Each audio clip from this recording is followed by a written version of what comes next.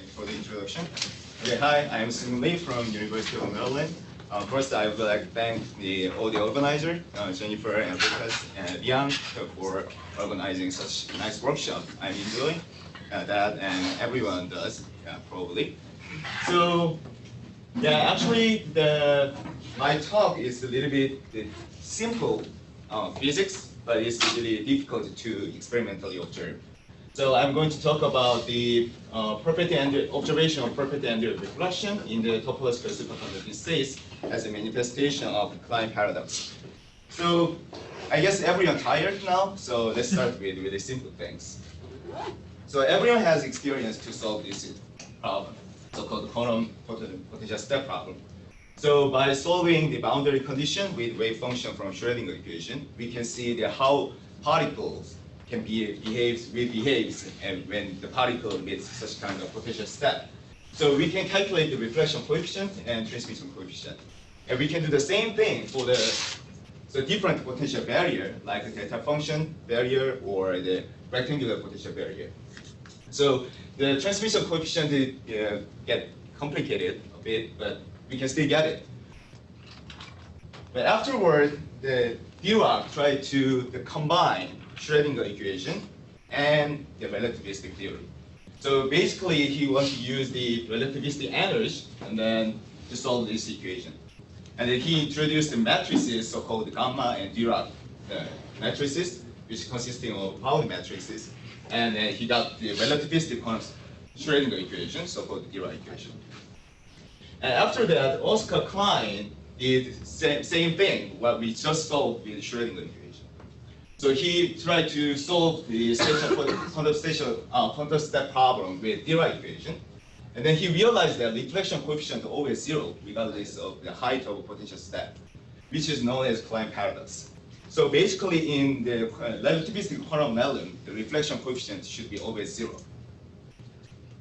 So now we have to think about how to observe that. So maybe simply, we can think of the accelerating particle at the speed of light. But we have the good platform, as everyone knows. So some material described by Dirac equation, so-called Dirac material, like graphene or topological insulator. Actually, I took the concept of this figure from the Yang's presentation when he gave a talk in the University of Maryland. Okay, I guess everyone familiar with topological insulator, but let me just quickly go over something important. Simply, the band structure of topological insulator looks like this. So basically, Fermi level resides in the band gap, but it goes across the boundary states. So naively, we can say the bulk state is described by Schrödinger equation, and boundary states is described by Dirac equation. And as a result of the spinor in the wave function from the Dirac equation, it has spin momentum locking. So now we can think the topological insulator could be a good platform to observe such relativistic quantum phenomena. So now the question is then, any topological insulator can be used for that. So here's some representative result of the well-known topological insulator. But all the result indicates that the band structure of most of TI looks like this. So Fermi level across bulk states as well as the boundary states. So every time if we measure transport properties from such kind of topological insulator, we always have kind of mixture of particles described by Dirac equation and Schrödinger equation. So Samarium hexaboride ray has lots of attention as the topological insulator. So basically, Samarium hexaboride is a conduit insulator. At the high temperature, it behaves like metal. But at the low temperature, the hybridization of Samarium 5D and Samarium 4F is getting stronger. It opens the gap. So as a result of strong spin-off coupling and band inversion, it becomes a topological insulator. So there is several reports suggesting that the Samarium hexaboride is topological insulator from the transport measurement to the STM measurement. So simply the Dirac-like dispersion relation, the dispersion structure has been proved by RPS and STM measurement. Actually, I just realized that this result actually posted just on the archive, but recently published in Nature Physics. It's gonna be published in Nature Physics. And the spin-dependent structure has been demonstrated by the spin RPS and spin-dependent thread. So if you are interested in such kind of result, I just recommend look up these papers. Okay, so in our group, we have studied Samarium hexaboride thin films. So first, we have studied the stoichiometry effect on the electrical properties of Samarium hexaboride by combinatorial approach. And then we also have studied the superconducting proximity effect on from the bilayer structure consisting of superconducting niobium and Samarium hexaboride. And we suggest that the superconducting proximity effect in this system is exclusively coupled with surface state of Samarium hexaboride. And then we succeeded to grow the high quality Samarium hexaboride thin film. So in general, if you look at the other literature, most of the Samarium hexaboride thin film has polyplex structure. But we succeeded to grow epitaxial Samarium hexaboride thin film. If you look at the TM image, not TM image, the electron diffraction pattern of silicon and Samarium hexaboride thin film at the interface, we can see the epitaxial relation between Samarium hexaboride and substrate. Okay, so now we have a material to observe relativistic quantum phenomena. Samarium hexaboride is going to be a good platform to observe that. So now we have to think about the measurement. What kind of measurement is suitable to observe that? So first of all, some transport measurement should be described by such kind of information of particle incidence and reflection and transmittance. And then basically the Klein tunneling is nullifying the barrier, basically the perfect transmission even in the presence of the barrier. So such measurement should be sensitive presence of the barrier, and such barrier should be modeled, physically modeled and describable. So we choose point contact Andreev reflection process which satisfy these conditions. So basically point contact Andreev reflection is the one of point contact spectroscopy measurement, but it's based on the Andreev reflection process with superconductor. So we can make a point contact using soft point contact method or the D&D techniques. And we just measure the differential conductance as a function of bias voltage. So let's see what Andreev reflection process is. So basically Andreev reflection process is the whole reflection at the interface made with the non-superconductor and superconductor. So if we make such kind of interface, and if we flow the electron from the normal metal, the electron itself cannot penetrate into the superconductor itself when the energy of the electron is less than superconducting. Yeah, it should create a Cooper pair. So to conserve the charge and spin, the whole should be reflected at the interface. So as a result of whole reflection, if we measure the conductance spectrum, we're supposed to see the conductance doubling when the energy of the electron is less than superconducting again. So that's extremely ideal condition. In general, it is difficult to observe such kind of conductance doubling because there is always barrier at the interface. It creates the electron reflection at the interface. So such kind of barrier could be due to some contamination, oxidation, and the Fermi velocity mismatch. And such kind of interfacial barrier is modeled by delta function with height which modeled by z value. So in this paper, so-called BTK theory, considered everything, including z value. So with the increasing z value, basically height of delta function, the conductance gets reduced.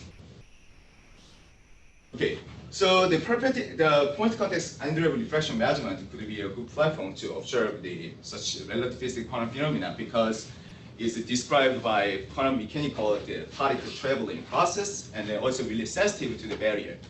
So now we have material and measurement. So, but we need superconductor to use point contact Andreev reflection process. So we come up with some idea to make the Samarium hexaboride superconducting.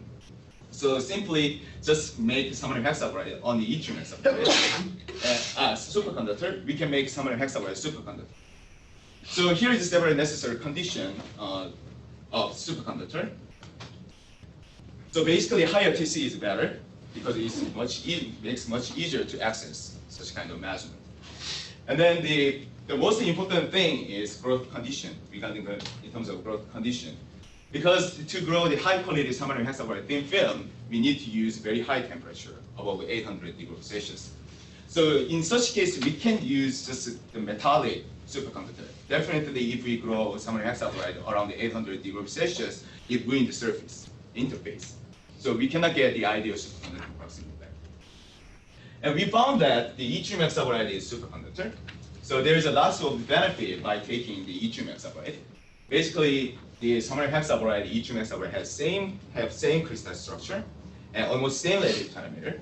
So we can expect that we can use the same growth condition to grow yttrium hexaboride and samarium hexaboride because both are hexaboride systems. So we can do the in situ thin film growth bilayer fabrication for the yttrium hexaboride and samarium hexaboride in such case. So in preliminary, we studied the stoichiometry effect on the superconductivity of yttrium hexaboride.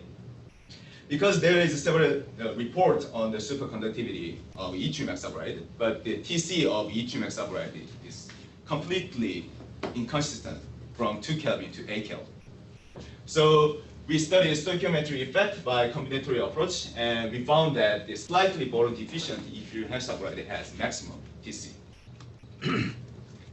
Then so we fabricated samarium hexaboride, yttrium hexaboride system and measured the point contact spectrum. And then we observed that for the specific thickness of samarium hexaboride, we observe a perfect conductance doubling, so-called perfect Andreev reflection. So this result can be interpreted by 2 different scenarios. One is simply z equals 0, or something related to the topological protected states. So at the beginning, we look up the literature on the PCAR measurement on the variety of superconductor.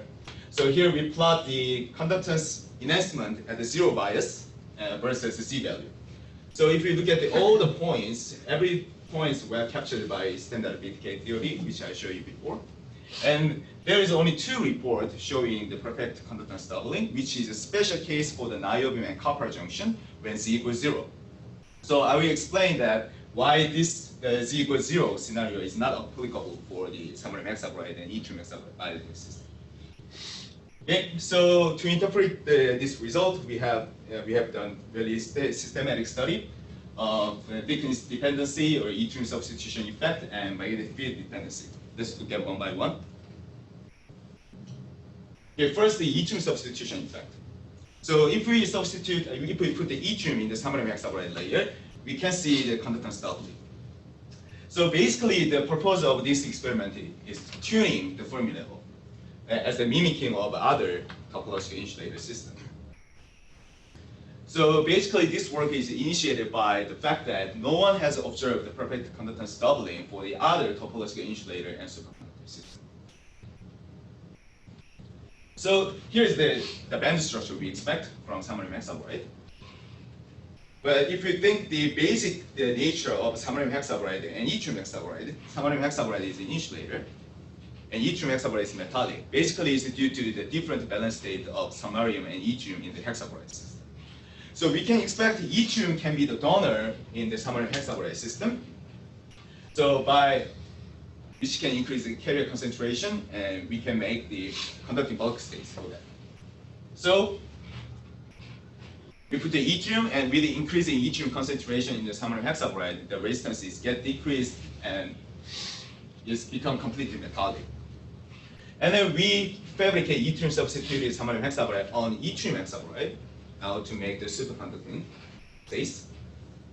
Now if we measure point contact spectrum on the yttrium substituted samarium hexaboride, now because bulk is conducting, so the proximity induces superconductivity in the yttrium substituted samarium hexaboride now is kind of mixture of topologically trivial and topologically non-trivial superconductor. So this is the reason why we can see the perfect Andreev reflection. So now let's look at thickness dependency. So we can see the significant change depending on the thickness of samarium hexaboride. So let's look at one by comparison. Okay, first, if the thickness of samarium hexaboride gets thinner, we can see the perfect Andreev reflection. So this result can be interpreted by the hybridization of the top and bottom surface states. So here is the band structure we expect, but if the thicknesses get thinner, now the top and bottom surface state is going to be hybridized, and it opens the gap, and it weakens topological protection around the Fermi level. So this is the reason why we can see the perfect Andreev reflection for the thinner samarium hexaboride layer. And if we make samarium hexaboride thicker, we can see any feature related to the superconductivity, see? And this result is consistent with general point context spectroscopy measurement on the yttrium samarium hexaboride. So this information only delivers the information of the band structure of samarium hexaboride. So we can interpret this result. If the thickness of samarium hexaboride get thicker, now the inside bulk states also get thicker. So the inside bulk state behaves like a barrier for propagating superconducting Cooper pair from yttrium hexaboride to the top surface of samarium hexaboride. So that's why we can see any proximity-induced superconductivity on the top surface of samarium hexaboride. Now let's look at most important result we got. So if we measure the point context spectroscopy, point context spectrum of yttrium hexaboride itself, it shows conductance dip, which is completely opposite to the samarium hexaboride, yttrium hexaboride bilayer system. So actually, this can be understood really easily with the standard BTK theory.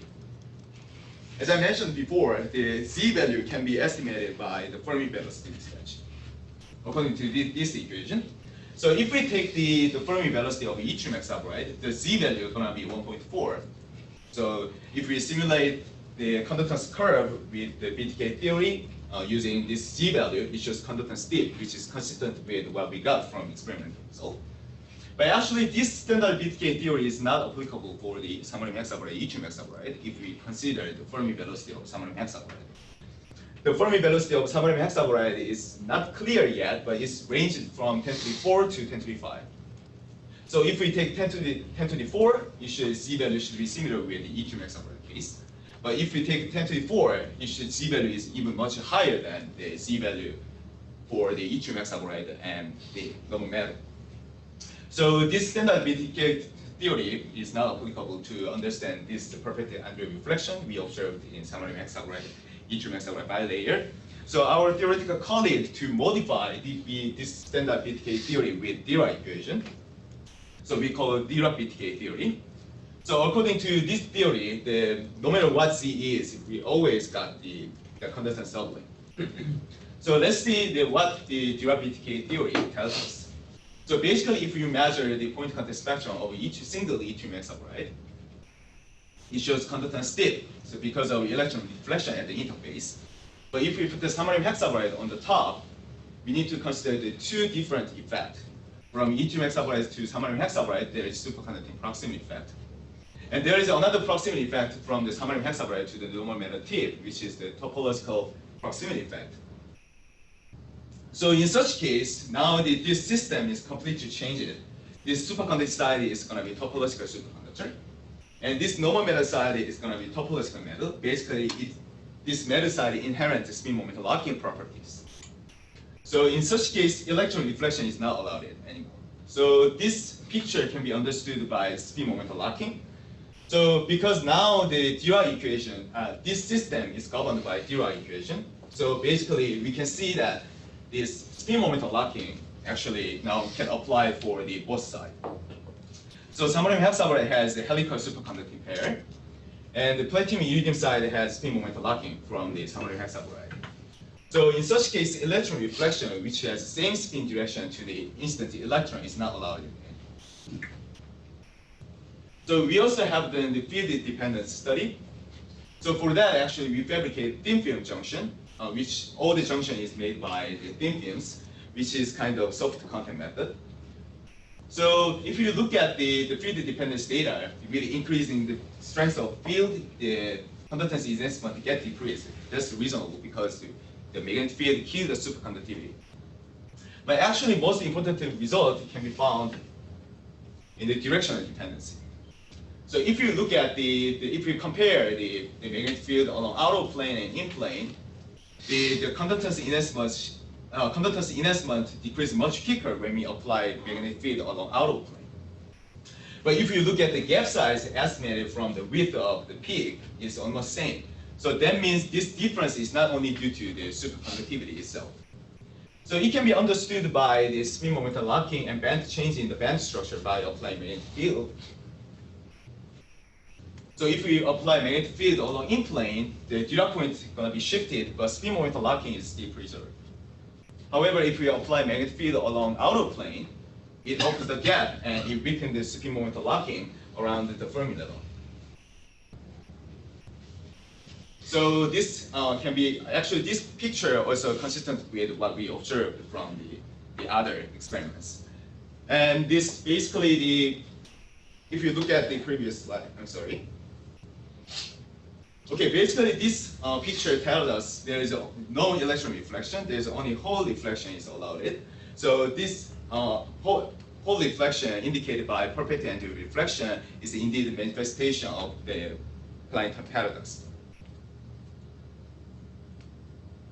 Okay, now I'm going to close my talk with brief summary and perspective. Actually, we observed the relativistic corner phenomena by simple method, point contact spectroscopy measurement for this system. And this result also indicate that Samarium hexaboride is topological insulator. And the proximity induced superconductivity in the Samarium hexaboride is indeed topological superconductivity. So everyone knows the topological surface state of topological insulator can be used for spin-tronic device. But actually, for the Samarium hexaboride, we can completely exclude the bulk contribution, so we can get the highly efficient spin-tronic devices. Of course, it's only available at the low temperature, the Samarium hexaboride. And also, the topological superconductivity is related to the minor fermion physics, so it can be used for quantum mechanics. But we want to suggest that basically we observe this effect is nullifying the barrier effect in the superconducting junction. So such kind of superconducting junction array can be used for highly sensitive detector and antenna application. But every time there is some problem, so-called decoherence problem, because all the superconducting junction is not identical. But based on our result, superconducting junction with topological insulator can nullify the effect of barrier, which liberating the decoherence problem in such kind of superconducting array application. Okay, so I would like to thank everyone for the support of this work. And we couldn't do this work with many support from the grant. And this is the end of my talk. Thank you for your attention.